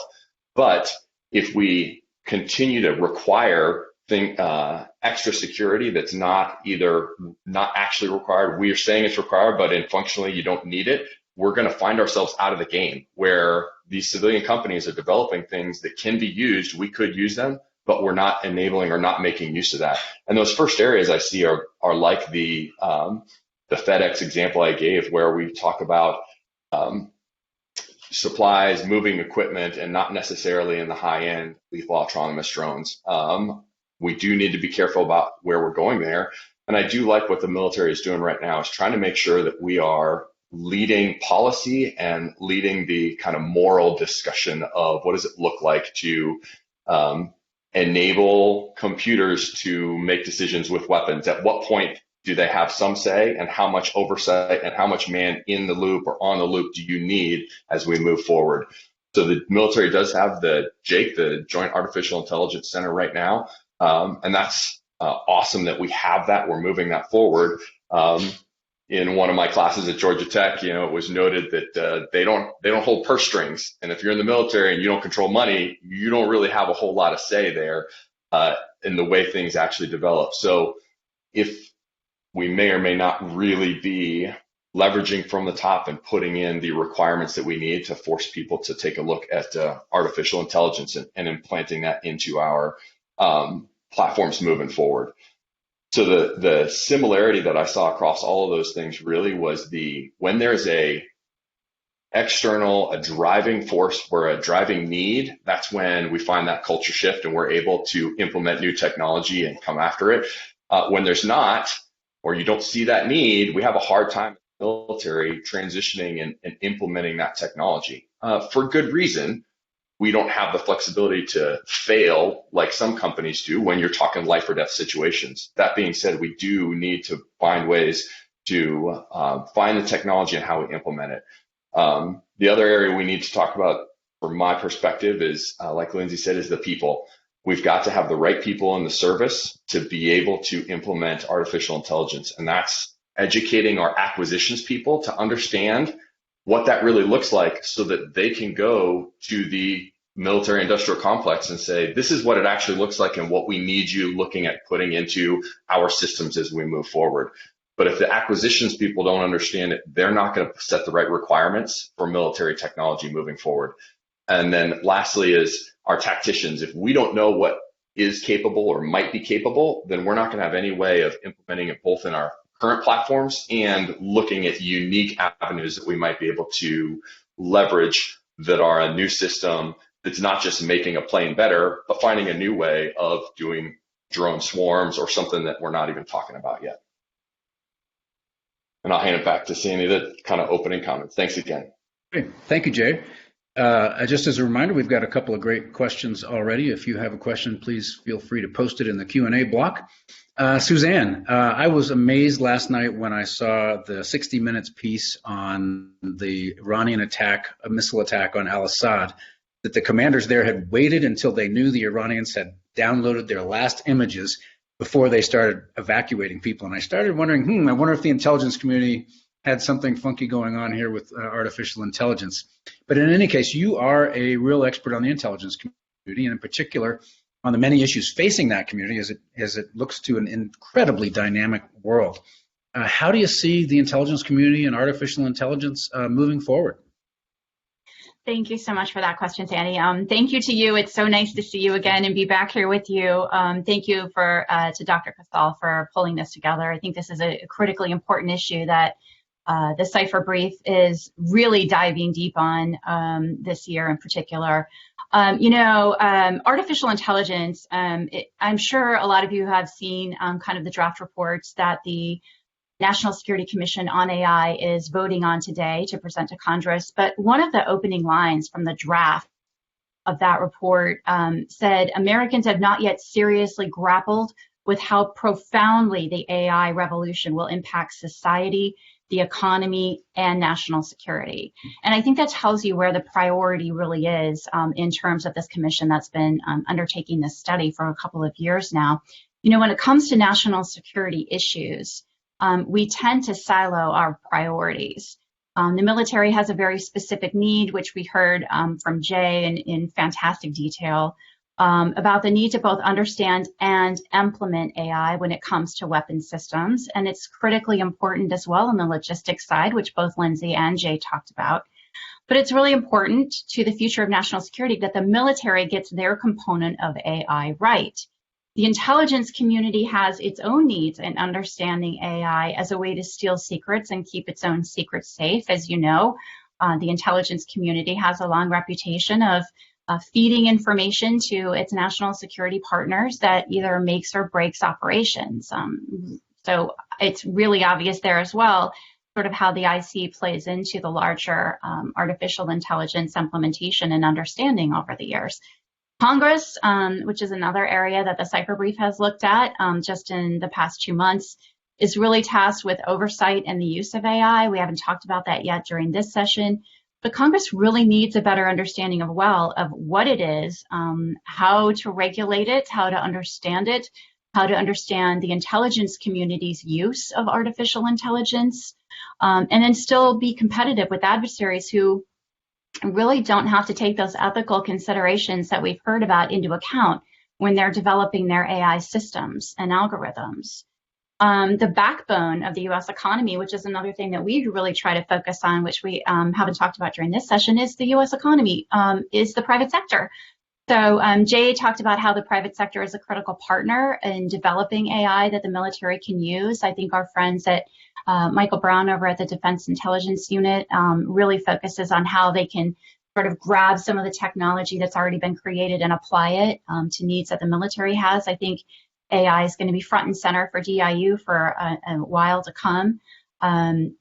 So understanding kind of how technology, both from the private sector perspective, is helping is important. Another area where we're focused at the Cipher Brief is obviously on academia. There's a lot of research into AI happening both at the tech companies that have the money and the funds to invest in that research, a lot of universities like Georgia Tech, of course, and a lot of think tanks where Lindsay's joining us from, understanding how some of that research is also being targeted by adversaries is something that the intelligence community, the Department of Justice, is interested in. I thought it was really important. Today, we had a piece in our Cipher Brief newsletter that Reuters had put out from the National Security Commission on AI, kind of pinpointing how universities are really being targeted in this espionage practice, specifically on AI. We've heard that researchers at universities are, who have like affiliations with, in particular, the Chinese military, have been charged in the past with spying for China, or they simply haven't disclosed their ties. I think it's really interesting now to look at how that might be impacting the AI mission as well, and how the intelligence community sees that. So where does this leave us when it comes to sort of national security and artificial intelligence? I would point everybody, in addition to the excellent books that you pointed out at the beginning of the session, Sandy, I've already got those on my list to add to this ridiculous bookshelf I have behind me here. But it's really important, I think, that we also focus on the broader picture, which is educating people about AI. it's funny because, we've launched a special series, a 6-part that Microsoft is actually helping us bring to all of our Cypher Brief listeners that really focuses on the education of what is the bigger picture, where is the development happening, where are the risks, where is the fragility in the infrastructure in what we're building. Dr. Jason Matheny, who of course is up at Georgetown, but he's also one of the commissioners, the AI Commission, had said that 90% of the challenges on AI development come down to basic IT problems. So I had problems logging into the session today because, I'm at a certain age, and if I don't do this stuff every day, the muscle memory kind of slacks. But 90% of the challenges with AI deployment coming from these very basic IT problems. We've got to get our heads around this, and really quickly. We need to kind of fix the pipes, as Jason said, which I love that phrase, and build kind of a dedicated red teaming mentality around this issue. So if we look back, over the past, and Sandy, you understand this well because you've followed cyber so closely. If we look back at the past 15 years and look at how the US has almost had its lunch handed to it over cyber, we weren't able to build systems that were easily hardened, and so much of the intellectual property in this country has been stolen through hacks. Now, what is AI going to kind of do to that same vulnerability if we have these systems and we are absent of that kind of red teaming mentality as we develop these programs that are going to be so critical really across the board when it comes to national security issues? Another thing, that the intelligence community, and not only the intelligence community, but the broader national security community has to think about is working with partners. Sandy, I know that, you've got a great, probably much better handle than I do on how the U.S. is working with NATO allies and trying to kind of get a joint cloud infrastructure pulled together there and think through kind of how it's going to both develop, share, and implement AI technologies in the future. So I think, all of these are really critical issues to how we think about the future of national security and how it will be impacted by artificial intelligence. But I think that education has got to be key. We have to get to people who don't really need to be researchers on AI, but we need to find better ways to explain why it's important to folks and how it's going to impact our future. So back to all the smarter people on the panel now. You were talking about a certain age. I got my first vaccine shot yesterday, so that'll tell you how old I am. I'm going to go in reverse order. We've got a couple of great questions from the audience. I've got a couple I want to ask. And so, Suzanne, I'm going to hit you with two. One, the intelligence community is starting to focus more on open source. And it would seem to me that machine learning in particular would be very applicable to that. So that's what your views are on that. Second question is cybersecurity. I work with a company that is certain that had one of their machine learning platforms been put on an operating network that they would have detected the SolarWinds attack almost immediately.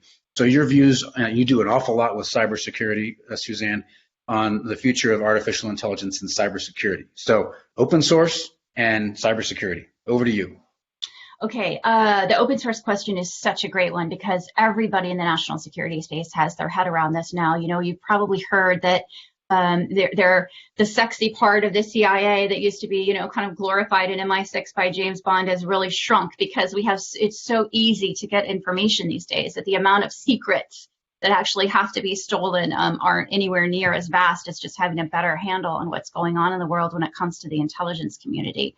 There are a lot of private sector companies out there right now that are trying to develop kind of algorithms that will do a much better job of mining the data. And they're trying to do this so that it can also be functioning on classified systems, which is a really important thing. It raises another issue, however, of overclassification, which the intelligence community has struggled with for a number of years. That also has to be addressed. But I think the future of AI in open source is real. I think, whoever is able to sort of mine the data that's out there, pull out those key elements that impact a particular mission, a particular operation, an overview of someone's intentions, and the speed at which the intelligence community is able to get that information into the hands of its analysts is going to be really critical. So I think that's probably one of the most important areas in which AI can be applied in the intelligence space. on cyber and machine learning. You know, it's funny, I always kind of joke that, you know, those who have been to an RSA convention, you walk onto the floor where there are literally 50,000 people, I think, at, you know, pre-COVID that used to go to this facility, and they have like a trade floor, and everything looks very pretty, and everyone's sort of telling you what they can do in the cyberspace. I think those who are able to successfully implement artificial intelligence into kind of the world of cyber, into protection, into understanding how the adversaries are thinking about breaking into systems, are going to be the ones that I'd like to invest in. That I'm sure we all like to invest in, because there are a lot more opportunities in terms of private sector defense as well when it comes to hardening cyber systems and capabilities with artificial intelligence. Kevin Mandia is one of the speakers, along with Brad Smith from Microsoft. We're hosting later this month. It's free, by the way. There's no pitch here where we're gaining anything, but a cybersecurity summit at the site for brief, where we're talking about sort of, you know, pulling apart the FireEye, how they had, of course, had discovered this, and now how Microsoft is sorting through just how far-reaching the SolarWinds hack really was. I think that, you know, any cyber company, and I would say, you know, most cyber CEOs are very savvy technical people, especially since some of these young startup operations, that they have a solid understanding of knowing that this has to be something that's on their radar and that will give them a competitive edge. That will not only help growth of their company on that private sector side and, you know, boosting the economic backbone of the country, but also in implementing a lot of what they're doing in the technologies in the national security space. Okay, thank you, Suzanne. Again, in reverse order, Lindsay, your turn.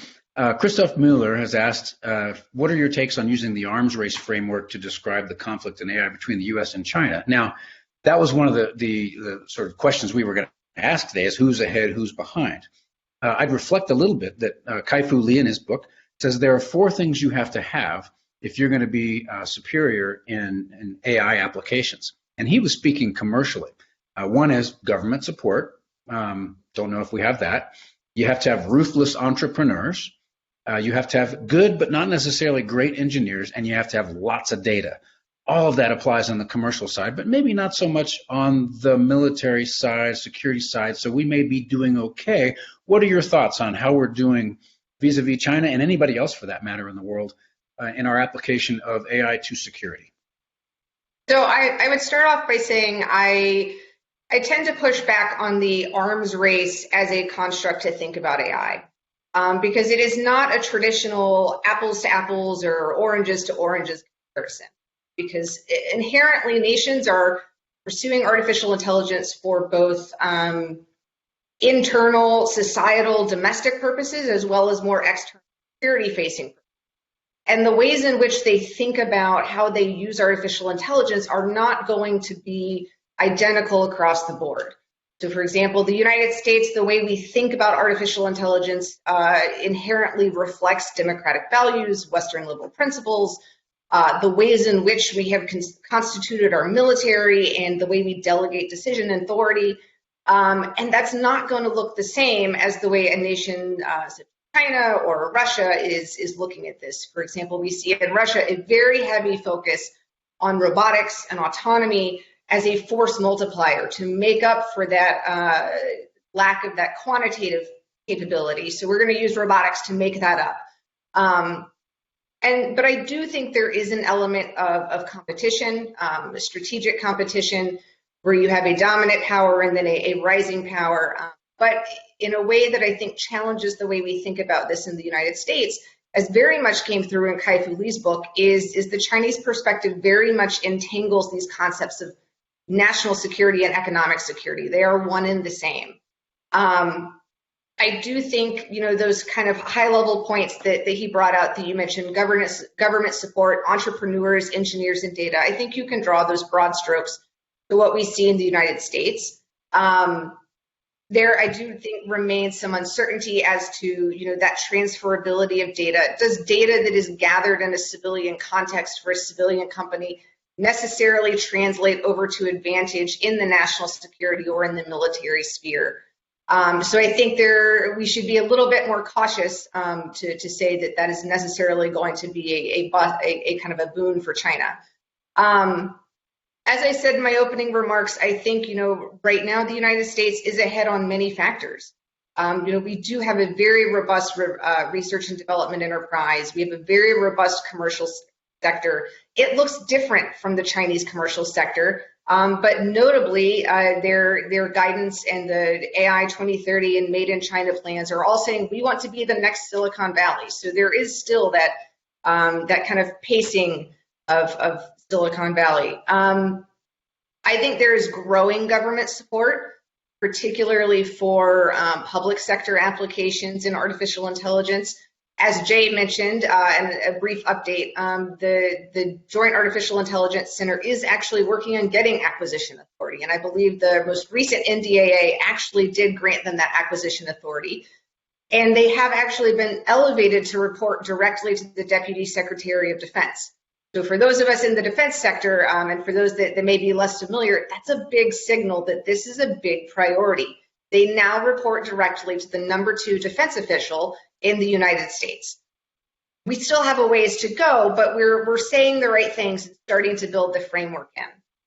I would say that we are starting to see movement in the right direction with respect to personnel. So mentioning back to the recent NDAA, language was recently passed where the Department of Defense can now compensate computer language programming skills as they would compensate foreign language competency, which is huge. If you're saying the language and skills of the future is computer science and coding, I need to be able to compensate my men and women accordingly and get people in the right places. And so we're starting to kind of see the foundations being laid to move forward. And you may not see those direct one-for-one analogous moves in, say, a China or a Russia. I will say the one thing that is telling is the emphasis and the continued signaling and the vast amounts of resources relative to the other investments in their countries that both Russia and China are putting on artificial intelligence. There is something to be said for, setting the goal and we're going to make it. We may fall short, but we are at least pushing towards in that direction. So I think that kind of sums it up. I think it is important to look down below that surface level of just AI to AI and start looking at what are those enabling characteristics.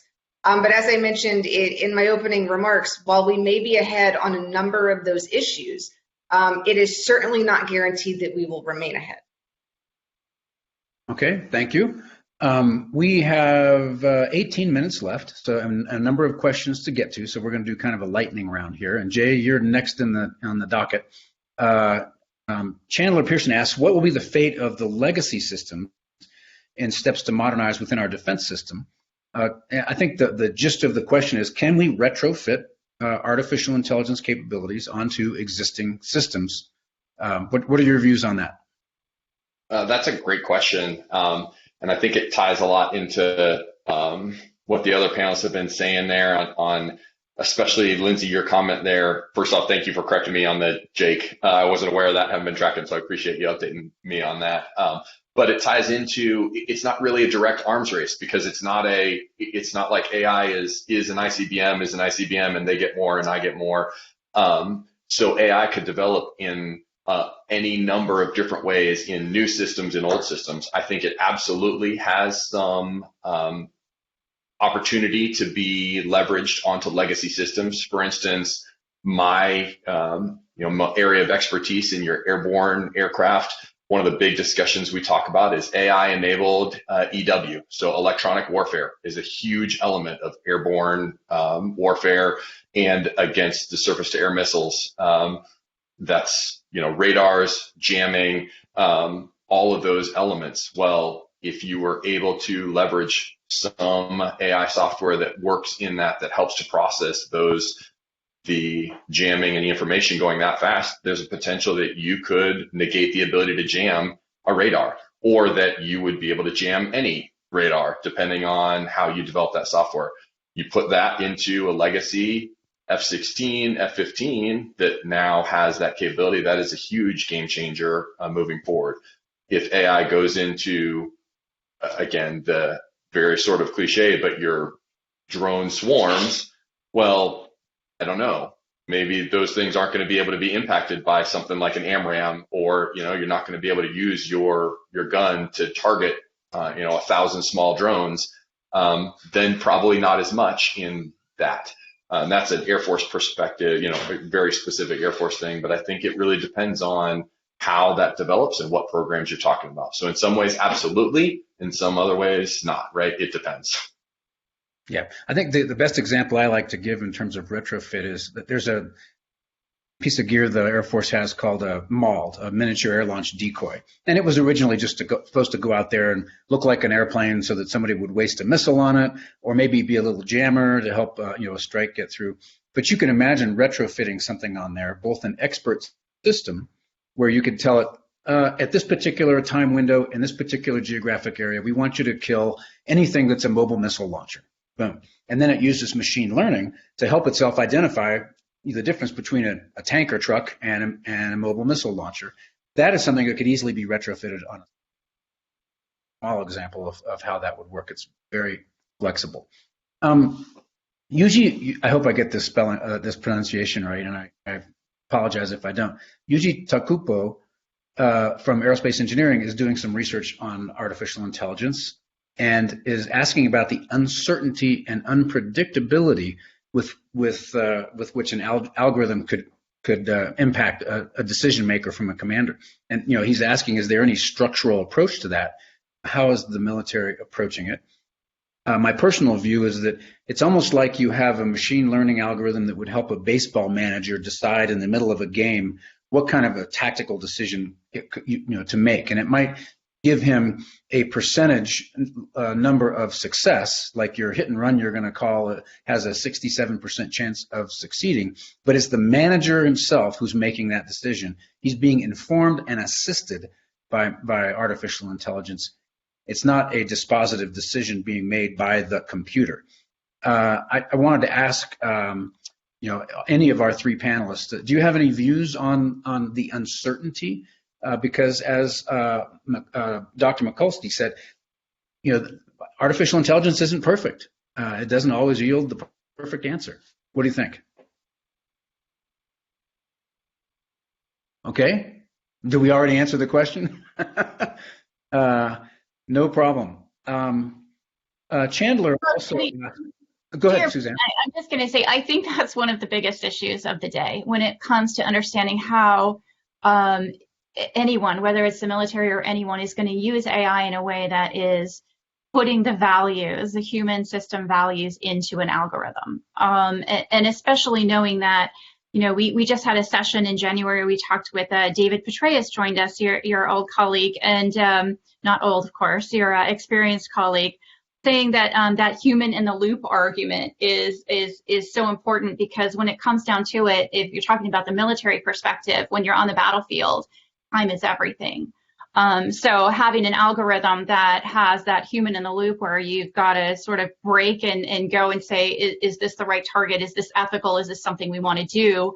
Just the time it takes to make that decision, you may have already lost that battle. So I think what the person who asked the question has pinged in on there is what is going to be one of the key central focuses of developing a policy that can support, using U.S. values policy moving forward, and how both the military and other parts of the national security apparatus use AI.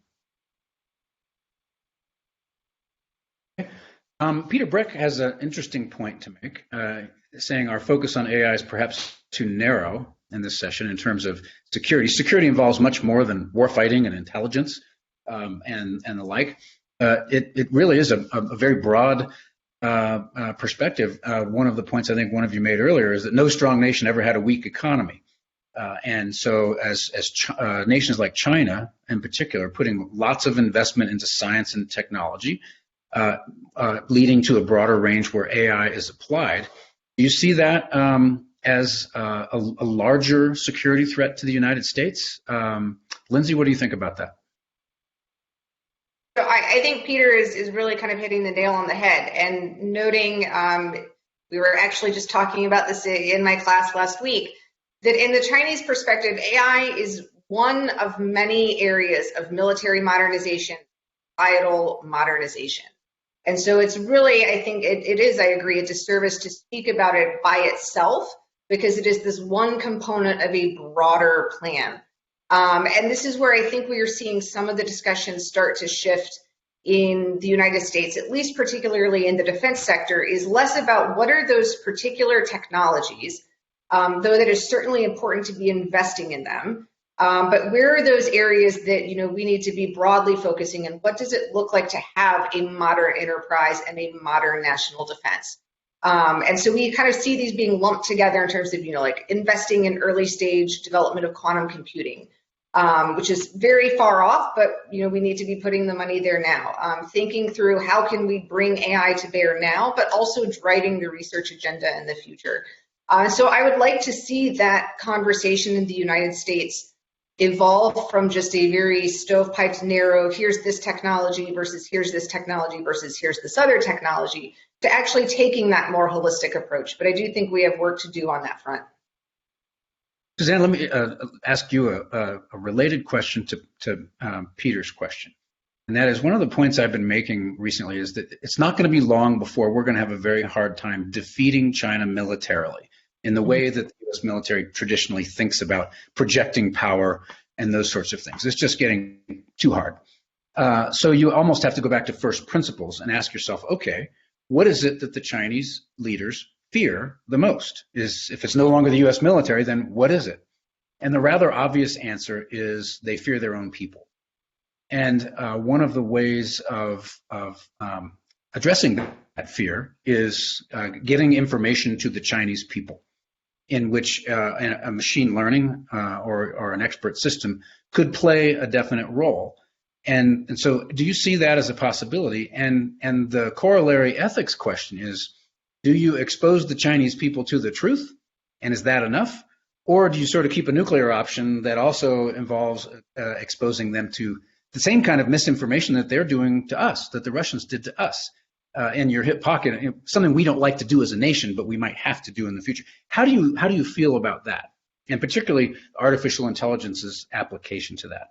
It's such a great question. It reminds me, and Sandy, you and I might be the only two people on the call to remember this, but back in World War II, the beginning of the Voice of America, right, which was the United States way of broadcasting sort of Western messages of democracy into areas behind the Iron Curtain and into communist states. And it was effective in sort of that exact mission that you described that exists today. But it wouldn't be the same application that would be successful today. So Voice of America really did reach people who were living under communist rule and sort of share what the West saw as truth and values, and sort of sometimes just feeding them hope about what life could be like under a non-communist regime. I think when you talk about China and you look at the way that China as a government has sort of cracked down on use of the internet, how they censor the internet, how even Western companies are, oftentimes agreeing to certain standards of operations where certain information is shared with the Chinese government, or they're not even allowed to reach that market of people. I think you're starting to understand some of the economic tensions that exist when it comes to the West in dealing with China.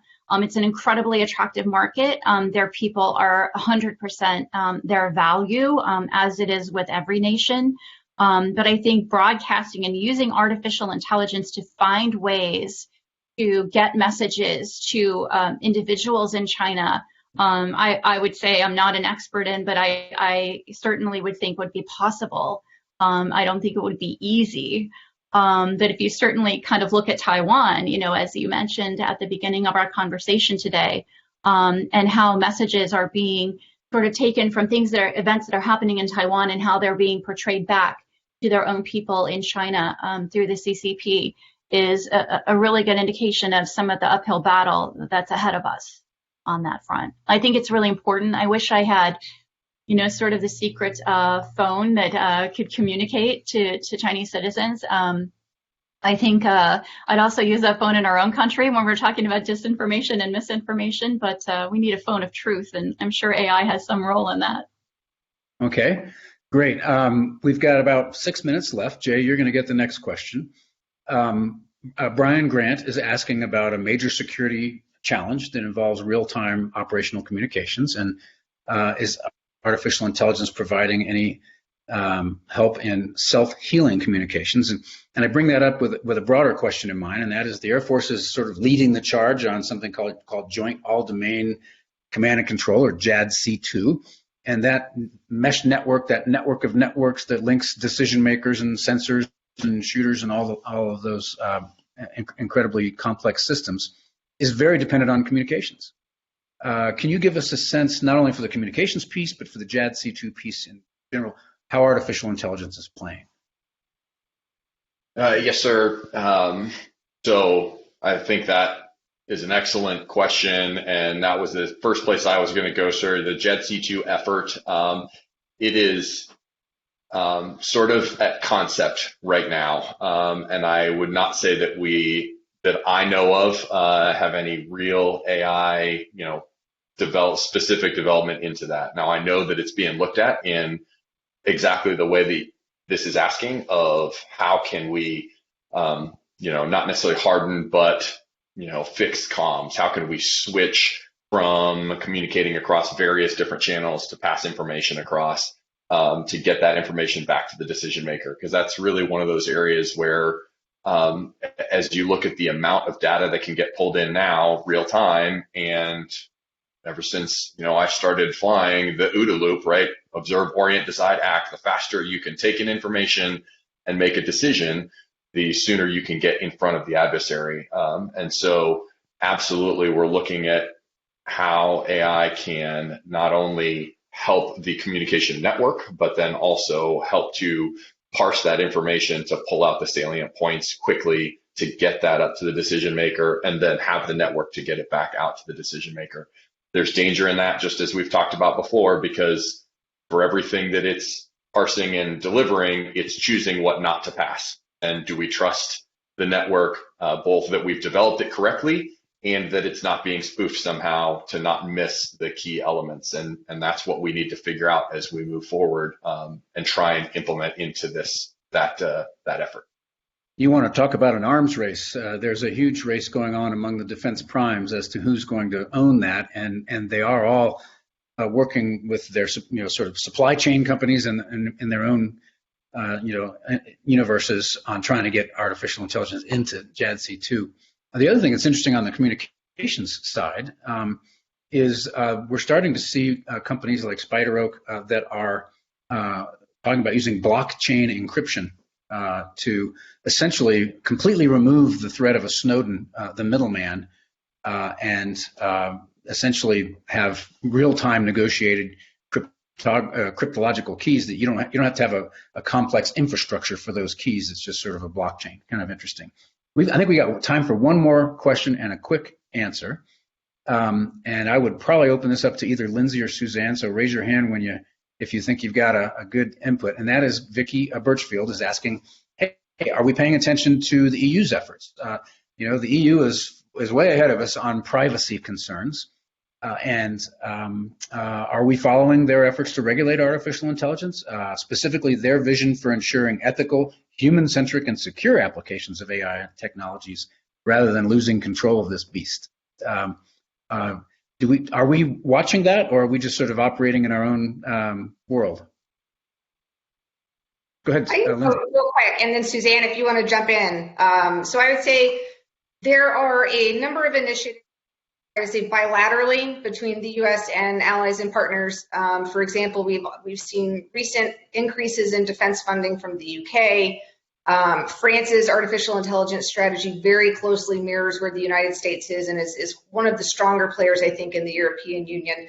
And we're also seeing a growing focus from NATO on how do we bring in artificial intelligence, particularly given challenges to interoperability.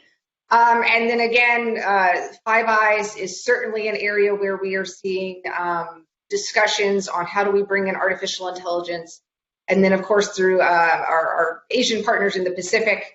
So I would say it's going a bit in a variety of directions depending on the players, but we certainly are tracking developments and those implications. Not sure if you have anything else. Suzanne, you're an experienced broadcaster, so you won't be offended if I say 30 seconds or less. No, I won't. I think just to hit Lindsay's point, I think the most important relationship in the intelligence community is that Five Eyes relationship. And there is a focus underway, a coordinated focus on sort of how all of the Five Eyes partners in the intelligence communities of these 5 countries are dealing with AI. Okay, perfect. Before I turn it back over to Alistair, I want to thank our 3 panelists today, Colonel J. Wagemann, Lindsay Shepard, and Suzanne Kelly. You did a marvelous job.